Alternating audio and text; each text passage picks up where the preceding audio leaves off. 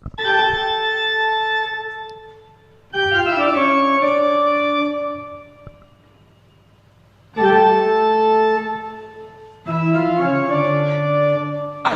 Pekatari.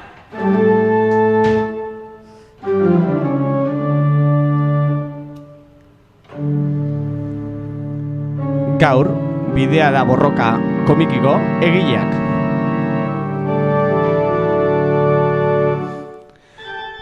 Bueno, arratsaldeon entzuleok, bagatoz beste behin, gure Aitor Pekatari tarte honegaz, gure Laixi Erratiko konfesionario honegaz, eta gaurkuen bidea da borroka komikizen egilek ekarri duguz, bueno, ez dakit hemen dekuz partaideek, gure osue zuen buruek aurkeztu, hasteko, entzulientzako. Norra hasiko da ba? Bueno, ni hasiko naiz, ni Beñat Gaztelumendi, Añorgatik nator, eta hoxe, ni haitu naiz pixkat komikiaren gidoia egiten. Aha. Oso ondo, modu laburrien, gero sartuko gara apur bat. Eta ni ere Añorgatik, Beñaten anaia Unai naiz, eta nik marrazki lanak egin ditut komikien. Oso ondo. Da, beste pertsona bat badeku, ia hirugarrena. Bai, ni Beñat. Ia itxaron, Beñat, a ber, entzuten jatzu. A ber. Bai, bota Beñat. Ni Beñat jatzen barek, zuruko ainetik nator, da bertsolari aldizkarin lan egiten dut, bertsolari aldizkarik indo komiki argitaratu. Orduan zu editori, ez da? Editor. Hori da. Oso ondo. Oso ondo. Bale, azteko gure entzulik apur bat kontestu nipintxeko, ez? Bidea da borroka komikizia argitaratu da, zuek irurok ibizari lan prozesuen. Apur bat, komiki honetan sartzeko, inaldozku zuelako sinopsi laburtzo bat, spoilerrekin barik edo. Apur bat, zen inguruen da komiki hau edo. Bai, bueno, ez dut uste spoilerrik egiteko arrisko ondiri da honik, ez oinarrian ez da gauza ondirik gertatzen, ez dauka, bueno, ohituta gauden ibilbide narratibo hasierako egoera, erdien korapilua ebukera, bueno, ez dauka horrelako, bueno. Eta ez berez kontatzen da, bi bidai kontatzen dira, bat bidaia fisikoa litzatekena, bertsolari bat bekera edo Euskal Herriko txapelketa nagusiko finalera sailkatu da, orduan etxetik atera eta bekera finala jokatuko den aretora egiten duen bidea kontatzen da, autoz egiten duen bidea.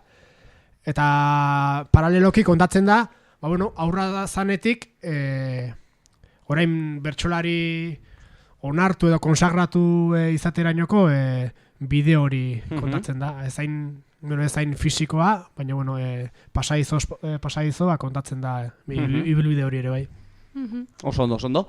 Eta irakurri dugu elkarrezketa batzuten, oina aipatu duzule ez, bekera bertzotan eta jundan persona bat, irakurri dugu inotzuen elkarrezketa baten, antza baten alterregu edalakuen protagonisti edo. Ez dakit horrek girik badekon edo?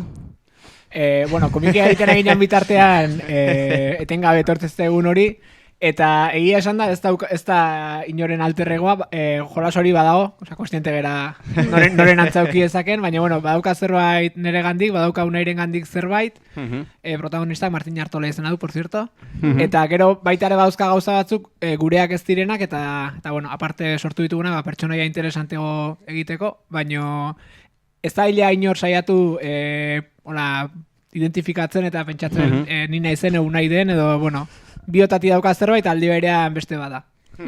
Bai, izin da, datu kurioso moduen irakurri egu elkarrezketa baten, grazia apur baten jozko, eta gure ginen apur bat zugaz konpartitzie. Eta, ez dakit. Bai, eta zein izan da motivazio nagusia komikia idazterak orduen? Bueno, lehendabiziko motivazioa Beñat Jatxemarek enkargo eman zigula. Arek emotzuen bierra orduen, oso ondo Beñat. Eta baiezkoa eman geniola, eta horreia konpromisoa sortzen dula. Eta gero, hasi ginen pixka pentsatzen, batetik, berak baldintza bezala jarri zigun bakarrik bertsolaritzaren inguruko zerbait izan behar zuela. Eta orduan hasi ginen Unai eta biok pentsatzen, zeri buruz izan ziteken, ze kontatu nahi genuen. Eta pentsatu genuen, kontatu nahi genuen zela batetik, bertsolaritzan da orokorrean bizitzan badago relato bat, gaztetan golpea jo bar dezula, gaztetan iritsi bar dezula gailurrera, eta ez baiazu momentu hortan lortzen, ez zerala inoiz inora iritsiko, ez? Pixkat, bidea bazterrean geldituko zerala, eta hori pasa bertxotan, jende asko hori pasa zaio, eta ez da egia, jende asko dago, nahiz da gaztetan final batera ez iritsi, gero bide bat egiten duena eta gauza asko esaten dituna, hori puskatu nahi genuen batetik, eta bestetik nahi genuen gure belaunaldiari zegokion zerbait kontatu. Ikusten dugulako askotan belaunaldi bezala kostaite zaigulako katzea, bueno, batzutan sentitzen dugula aurreko belaunaldiak iritsi ziren lekutara ez gala iritsiko, bueno, pixkat hori zen kontatu nahi genuena eta hortik sortu zen historia eta hortik sortu genuen pertsonaia.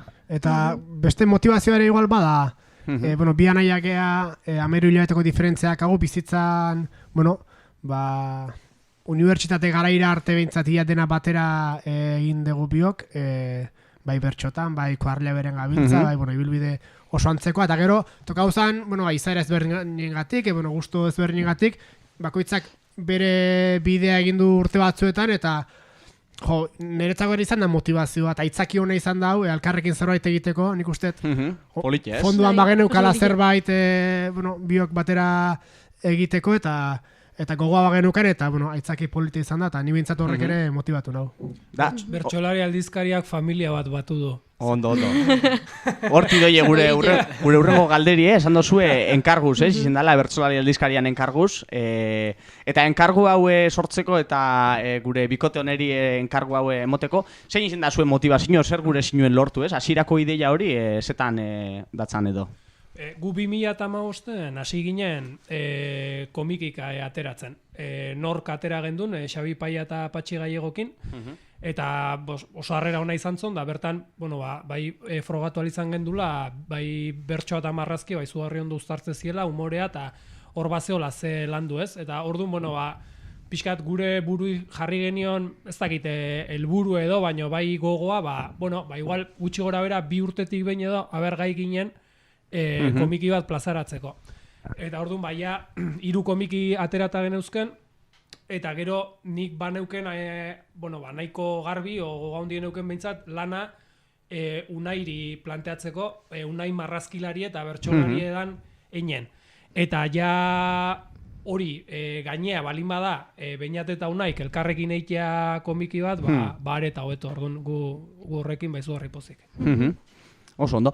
Eta komikixe sortzeko prozesuen, ez dakit, bueno, moten da oso proiektu politxe, igerten da bai asko gozatu duzuela bai lan honetan, baina ez dakit jolan erronkariko kinjo zuen, ala momentu zailen bat, komikixen sorreran, ez dakit igual gidoien satiren baten idea barik geratu, marrazten ez dakit jolako idea faltarik, olako erronkariko kinjo zuen momentu gogorrek sorreran. Bueno, batetik arnaz luzeko lana izateak berak niri bintzat bertigo gaundixan marrematen zian. Azkenean bai bertxotan, bai marrazte manika normalean umore tirak edo egin izan ditu, aktualiadeko gai bat hartu eta pare bat egunetan tira bat egin, eta bro, ja denbora gutxi inbertitu dut, eta gero erreakzioa ere momentuko izan da, eta arnaz luzeko lan batean, azkenean 2 urteko prozesu bat izan da hau, bertigo pixka bat ematen zian horrek, gero, bueno, Así que eran, igual bilurra pur bat, olako bai, petara iristeko, eta gero baita ere, bazuka inbeste eman diozune proiektu bat, nola zer reakzio izango du jende artean, edo, bueno, kezko hori baneukan. Eta bestetik nire erronka hondiena izan da, hemen esan dugu, Martin Artola etxetik ateratzen dela, eta finalerako bidea kontatzen dela. Jo, ni kontatzen beti pertsonak marraztu ditu dala, beti... Eta ez dakitela kotxeak marrazten. Benetan, bai, kuriosu. Eta gidoian...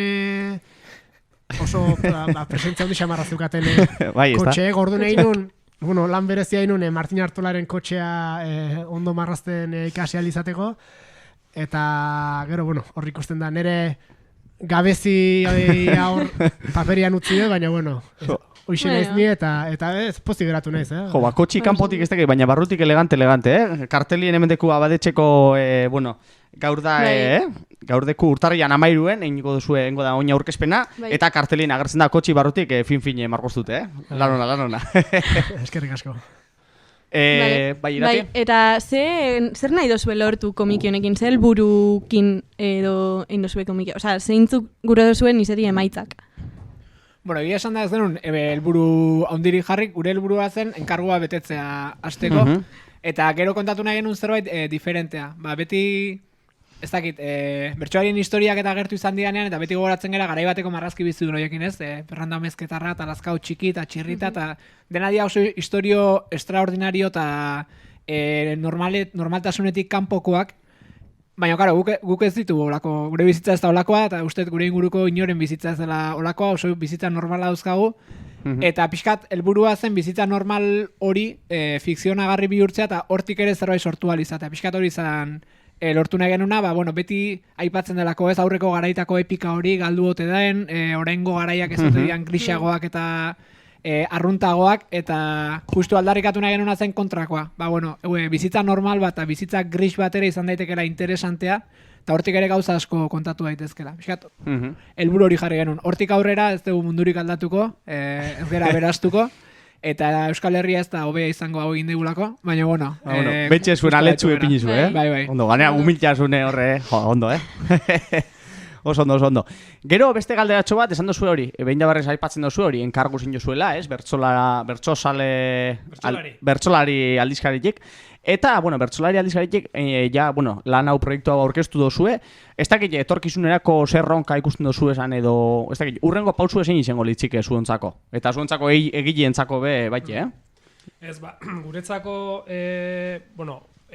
opari bat izan dana, da, bi anaiek lan honen berri eman nahi izatea, gaina formato honetan Euskal Herrin zabalen, ez? Borondate hori ukitzea eta gogo hori ukitzea. Ez bakarrik komikin aurkezpena egiteko, baizik eta komikin lantzen dien edo ukitzen dien gai hoien ingurun jarduteko, bai bertxotan, da bai marrazki bidez, ez? Aipatu dituzten gai hoiek lantzeko, bai prekariedadea, bai feminismok nola interpelatzen don Gipuzkoko mutil klasiko bat, esan ezagun, borroka armatu bukatu ondorengo urtetako eszenatoki hori, epika berrin falta, hori guztie agertzen da, eta nik uste dut, ni gu ez dakit gazte kontzeptu barrun sartzen gara, baina ni bai uste dut, behintzat gure belaunalditik hasita eta bera, bai oso garbi ikusten degula pixkat eszenatoki horretan ikutzen dien gaiek, egunerokotasunen bizi ditugulako, ez? Orduan hori batetik, eta oain bira bat ike nahi geha, Euskal Herri oson zehar, eta espero dut etorkizunen jarraitu alizatea, eta komiki hau plaza gehiagota eramatea ez komiki bakarrik, baizik eta baita ere komikik lantzen dituen gaiek. Bai, oso garrantzitsu, benetan nik uste gure entzuleri asko gustabailaken kopik izin aldala. Hori aipatu duzu moduen, naiz eta historia bat aipatu, eta oso divertigarri izen, bai lantzen duzu ez, jorratzen duzu ez hainbat idea oso interesgarri, eta gure entzulientzako hordeko zu ez. Komikiseri begira bota gure gotze zue, edo elkarrezketa hau entzun, ala hauren beste ekitaldirik okingo dozuen, bertara animau. Ez dakit, ekitaldizek etorkizunerako ekitaldi gehiago badeko zuez antolatutea, entzulientzako informazio moduen? Bai, asteartea M8 Bilbon izango gea, bira gunen, eta gero ja 21 Baionan, 29 Maulen, otsaien 4 Bergaran izango gea, eta badaki otsaien 11 Alabedin, Gasteizen. Hor amaituko dugu printzipioz gure bira, eta ikusiko dugu, hemendik hilabete batzuta jarraitu halko dugun. Entzulei esan, bertsolari aldizkarien webgunea sartzen balin bada, bertsolari.eusera, bertatik ere eskura dezakela komikia. Oso ondo, hordeko entzulientzako informazioe, animetan basarie, bertaratzera, oso ondo. Iratik beste galderarik, ala... Azkenengo gara jungo gara, denpori ebe hordeku, elkarrizketak 10 minutu, 15 minutuko egiten doguz, eta gure galdera izarra edo deku hemen, betik aipatzen dugu moduen, ekarrizketu gona, eskartzen dutzuegu, gure Laixia Irratiko abadien gelara, konfesionarizora, Aitor Pekatari tartera, horre suposatzen dau, aitortu beharko duzuela, aitortu aldan edo aitortu ezin jan, zuek zuena, pekatutxo bat, konta gure entzulientzako. Ez dakit izan aldan, komik izein jo zuen prozesuen gertau dana, ala, gure bozue individualki, nahi duzuen moduen, era librien, baina hori, pekatutxo bat, entzulientzako. Tentsinu da bairien, komikiari daukionez, aipatu dugu gure alterregoa eta horren inguruan nahitu beha, eta esan dugu ez dala gure alterregoa, baina egia da gure lagunak erabili ditugula, berai ez esan gabe, eta komikian agertzen didala pertsonaia moduan batzuk, eta hoxe, esango nuke pekatu badala hori. Egon alda horti jentie, ez dakizena, baina komikizen agertzen dana era simbolikoen edo, ezta? Bai, simbolikoan eta... Eta ez simbolikoan. Así que, bueno, inguruko zuen lagunek edo, haurentzako mezu bat, entzuten babila izi erratize, begitu ondo komikize eta fijau ja anagertzen zarien. Beste barik irukote, benetan eskerrik asko, guretzat placer bada, labur geratu jako, baina, bueno, gure elkarrezketa txueko lan harina-harinak izeten diez. Bizotzez eskerrik asko, gure entzulientzako seguro oso interesgarri edan elkarrezketi dela. Komikizeri entzule boteotzu begiratu bat, eta gozatu, oso interesgarri da, eta hurrengora arte. Venga ba! Eskerrik Eskerrik asko, aio.